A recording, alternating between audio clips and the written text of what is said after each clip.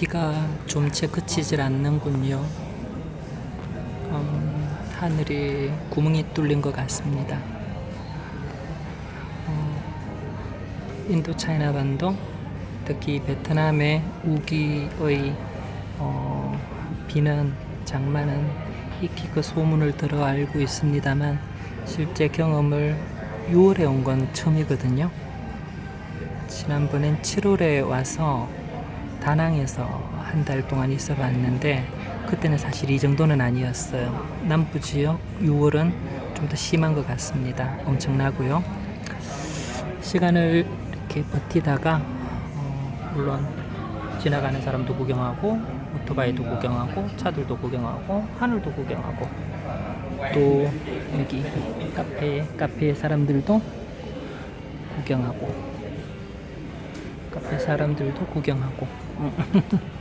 나름 나쁘진 않은데요. 그래도 시간이 난 김에 여행과 관련해서 꼭 한번 해보고 싶었던 이야기, 또 여행의 의미에 대해서, 또 시간에 대해서, 나이 듦에 대해서 고민을 하는 분들에게 한번 참고가 될 만한 그런 이야기가 되지 않을까 해서 한 가지 이야기 화두를 던지고 지나갈까 합니다. 내용의 기본이 되는 근간은요, 베이스는 제가 공부했었던 인지이론, Cognitive Theory라고 하는 그 영역의 한 연구 결과와 관련된 부분이에요. 인지이론에 의하면은 인간의, 물론 또 철학적인 부분과도 관련이 있긴 해요. 사실 이 시간이라는 것이 뭐냐, 시간의 실체가 뭐냐, 이게 대한 또 물리학적이고 심리학적이고 다양한 이론들이 있잖아요. 현대 물리학에서는 시간과 공간을 하나의 동일한 물리적인 어떤 양으로, 실체로 연결을 지어서 수학적으로 계산을 하고 하기도 합디다마는 저는 그 영역은 제 영역이 아니라 잘 모르겠고요. 아무튼 현대 심리학에서도 나름 시간에 대해서 심리의 흐름, 의식의 흐름과 관련해서 연구를 많이 하고 있는데요. 사실 그 출발점 중에 중요한 한 계기는 이마누엘 칸트의 카테고리, 범주 이론과 관련되어 있습니다. 우리 일반적으로 제법 많이 알려져 있기로는 순수 이성 비판의 5성의 12범주와 관련된 부분이 제일 유명한데, 그 앞 단계에 보면은 감성 범주라는 게 있어요. 그러니까 perception mechanism, 이 감각 지각 기제를 통해서 외부의 사물을 받아들일 때 두 가지 이 감각 범주가 작동을 한다고 칸트는 이야기를 했는데, 그게 뭐냐면 바로 시간과 공간입니다. 시간과 공간이라는 것이 칸트 입장에서는 외부에 있는 독립된 실체가 아니라 인간 내부에서 외부의 자극과 그리고 정보를 받아들이는 일종의 매개점으로서 인간 내부에 가지고 있는 기제였다고 하는데요.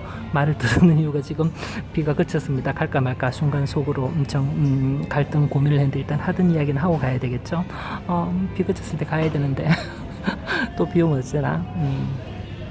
아무튼 그래서 그 감각 지각 기제로서 오늘 현대로 얘기하면 그런 건데, 칸트는 그것을 감성 범주라고 해서 받아들이는 기제로 시간을 그 한 축으로 보았단 말이죠.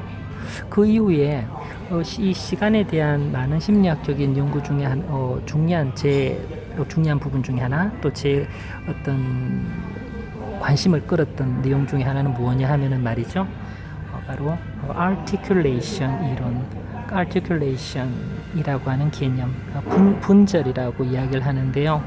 아주 짧게 이제 끊어서 쪼개고 분리시키고 느린다라는 그런 느낌이에요. 무슨 말이냐면은 시간이라고 하는 게 우리 흔히 그런 말 하잖아요.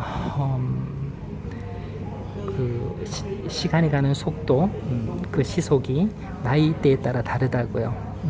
10대에는 시속 10km로 가고 20대에는 시속 20km, 30대에는 시속 30km, 40대는 시속 40km, 50대는 시속 50km, 60대는 시속 60km 뭐 이런 우스갯소리가 있는데 그게 엉터리 없는 틀린 말은 아니거든요.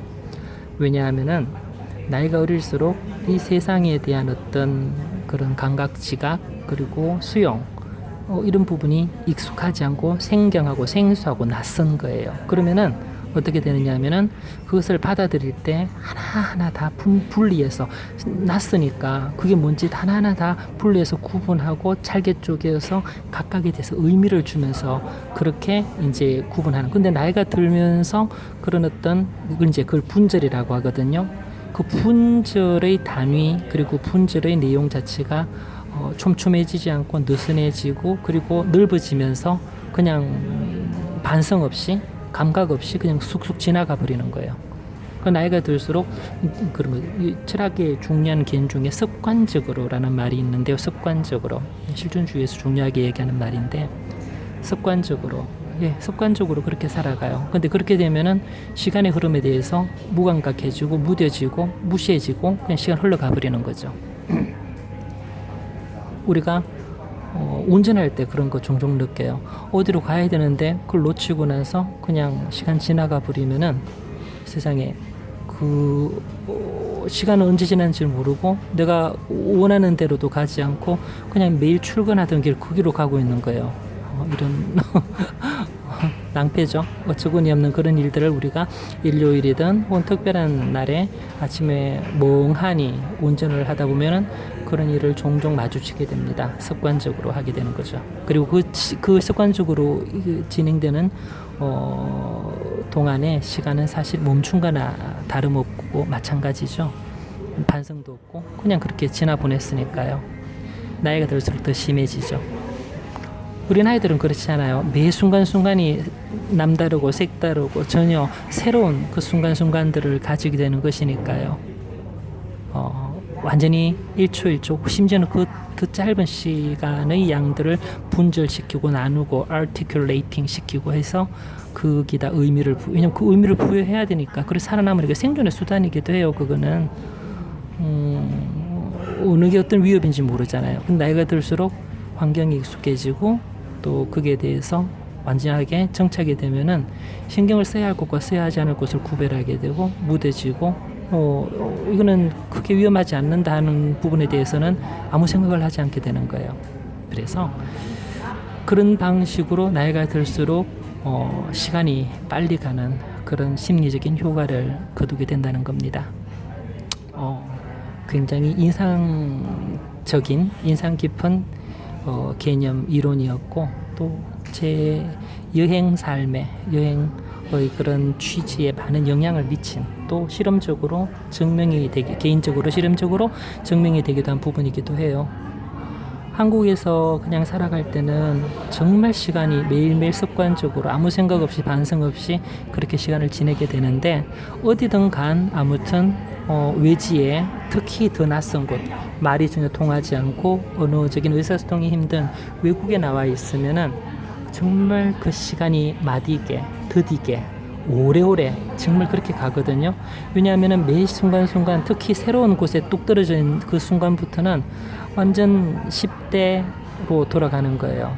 매 이 낯설고 전혀 새로운 부분에 적응하고 살아남기 위해서 이런 것들을 하나도 놓치지 않으려고 노력하고 최선을 다하고 그 와중에 이제 시간이 분절이 이루어 10대 때처럼 시간의 분절 정교하고 정밀하고 한 그런 시간의 분절이 일어나는 거죠.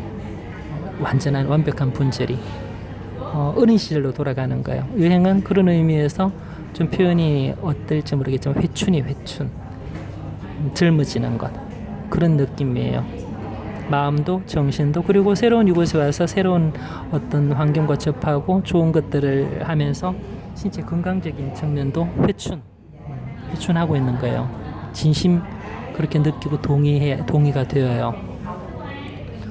사실 더 진보 또 진화하는 제일 기본적인 원천은 다양성이거든요. 플로리티. 그 다양성의 확보는 한 곳에만 계속 머물러 있어서는 될 게 아닌단 말이죠. 그래서 요즘 우리가 이야기하는 부분에서 농경사회와 유목사회 구분해서 노마디즘, 우리가 유목주의를 이야기하기도 하잖아요. 어느 한 곳에 정착하지 않고 다양하게 이렇게 움직이면서 그 다양성을 섭취하는 그런 민족과 그런 습성에 대해서, 그런 것들이 가지는 의미에 대해서 오늘날 포스트 모더니즘에서 굉장히 주목을 하고 있더라고요. 그래서 그런 여러 가지 측면, 또 뭐 섭취하는 음식류도 마찬가지고요. 우리나라에서만 나는 그런 음식류들만 먹는 것보다는 전 세계에서 나는 좋은 음식들을 다 다양하게, 좀 더 다양성을 확보하는 거죠. 식사의 다양성을, 이 영양의 다양성을, 또 이곳에 와서 마음의 휴식도 없고요. 한국에서 그 팍팍하고 촘촘하고 각박하고 매 순간순간 경쟁해야 하는 그것과는 전혀 다른, 여기서는 일단 다 강제로 그런 부분들이 포기되게 되거든요. 오는 순간 할 수 있는 게 없어요. 그냥 가지고 있는 자원, 재원 가지고 최대한 버티는 것, 그리고 그것이 넉넉하고 충분하다면 즐기는 것, 그게 제가 할 수 있는, 여행자가 할 수 있는 것, 방문자가 할 수 있는 모든 것이거든요. 그래서 그게 정말 좋은 것 같아요. 좋은 것 같아요. 제가 여행을 포기 못하는 이유이기도 합니다. 여행이 가진 중독성 중에 하나이기도 합니다. 강렬한 중독성이요. 아마 죽을 때까지 이 타고난 역마살도 좀 있는 것 같긴 한데요. 아무튼 이 강렬한 역마살로부터 탈출하기는 힘들 것 같고, 굳이 벗어나고 싶지도 않아요. 끝까지 잘 그렇게 살아가고 싶습니다. 전 세계를 다니면서 완전히 이주는 아니더라도 왔다 갔다 하면서 한국에 뿌리를 두고, 내가 태어난 곳이 그곳이긴 하니까 베이스 캠프라 생각하고 전 세계를 그럴 만한 충분한 또 현대 문명의 어떤 기초와 기반들, 네트워크들이 되어 있기도 하고요. 물론 최근 세계화 추세를 거스르는 여러 가지 경제적인 이슈들 때문에 이전의 신자유주의 경제 체제가 무너지고, 또 세계화라는 개념도 미중 무역 패권이라든지 다양한 전쟁 상황 등에서 무의미해지긴 했지만, 그럼에도 과거하고는 다르게 분명히 블록권으로라도 움직이게 되고, 또 우리나라는 그런 부분에 좀 더 유연한 입지를 가지고 있는 것 같긴 해요. 우리나라에서 중국이든 러시아든 혹은 또 미국이든 캐나다든 유럽이든 어느 곳이든 가는데 특별히 막힘은 없으니까, 또 우리나라 여권 파워가 그것을 증명하고 보장해 주고 있기도 하고요. 그래서 아무튼 이제 온지 이틀 사흘째인데요. 너무 좋습니다. 이제 시작인데 벌써 온지 한 달은 된 것 같아요. 적응 다 됐어요. 너무 촘촘하게 살았을까요? 또 베트남은 사실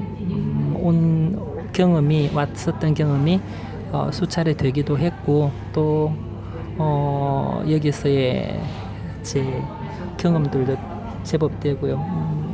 이때까지 총 체류 기간을 따지면 못해도 3-4개월은 좋게 될걸요. 지금 거 빼고 말이죠. 아무튼 그래서 이번 베트남 여정, 2달간의 베트남 여정도 제법 기대가 됩니다. 물론 중간에 잠시 태국으로 빠져나갔다 오면서 이 비자 갱신 부분을 해결해야 되긴 하지만, 아무튼 첫 번째 달 호치민에서 잘 지내고 있습니다. 별 문제 없이 잘 지내가야 될 텐데 걱정이긴 합니다. 워낙 통제 불가능한 변수들이 많아서 말이죠. 아무튼 오늘의 주제는 여행에 있어서의 분절화, 여행에 있어서의 의미, 이 아티큘레이션 개념에 대해서 여행과 이 시간을 분절시키는 인지론, 심리학에서 인지론과 관련된 내용으로 썰을 풀어보았습니다. 제가 여행에 대해서 실질적으로 공부한 내용을 적용하고 또 적응하고 스스로 또 해석하는 부분이기도 하니까, 또 이런 재밌는 이야기들, 풀어낼 만한 이야기들이 있으면 다음 기회에 또 다시 또 영상을 만들고 녹음을 하면서 해보도록 할게요. 전혀 원고도 없이 그냥 머릿속에 있는 거 나온 대로 주절주절 찍기다 보니까 내용이 좀 두서없고 내용이 좀 왔다 갔다 하고 그럴 수도 있을 것 같은데 양해해 주시기 바라고. 제 방송이 그래요. 그냥 바깥 보면서 마음에 나오는 이야기들 하는 거, 이것도 괜찮은 이 녹음 유튜브인 것 같기도 합니다.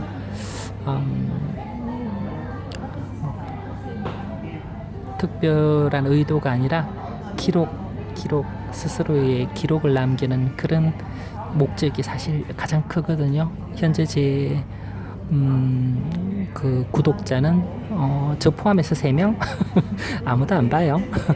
그래도 기록에 남겨봅니다.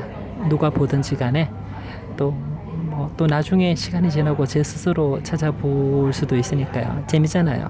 For fun. 그냥 그 재미를 즐기는 거죠. 그거면 족하지 않을까요? 이제 비가 완전 소강 상태에 접어들었습니다. 사는 물건 가지고 숙소 가서 남은 오후 일정을 소화해 내려고 합니다. 이만 정리합니다.